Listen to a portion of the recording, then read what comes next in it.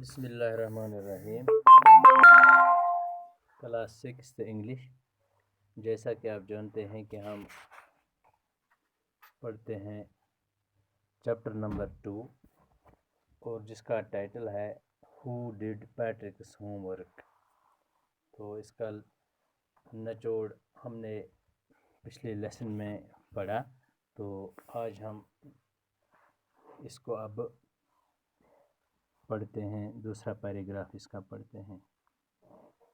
In the name of اللہ، آپ page number 14 پر دیکھیں۔ Patrick could not believe how lucky he was.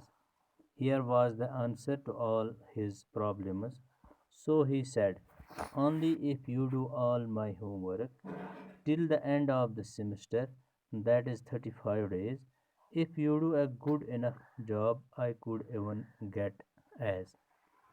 The little man's face wrinkled like a dishcloth thrown in the hamper. He kicked his legs and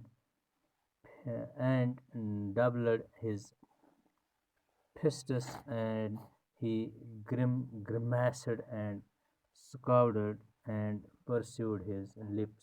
Oh, I am crushed, but I will do it. And true to his word, that little elf began to do Patrick's homework, except there was one glitch. The elf did not always know what to do, and he needed help. Help me, he says, and Patrick would have to help in whatever way. I do not know this word, the elf squealed while reading Patrick's homework. Get my lectionary. What is even better, look up the word and sound it out. When it came to maths, Patrick was out of luck. What are timetables? The elf shrieked. We elves never need that, and addition and subtraction and division and fraction. Here, sit down beside me. You simply must guide me. Elves know nothing of human history. Of them it is a mystery.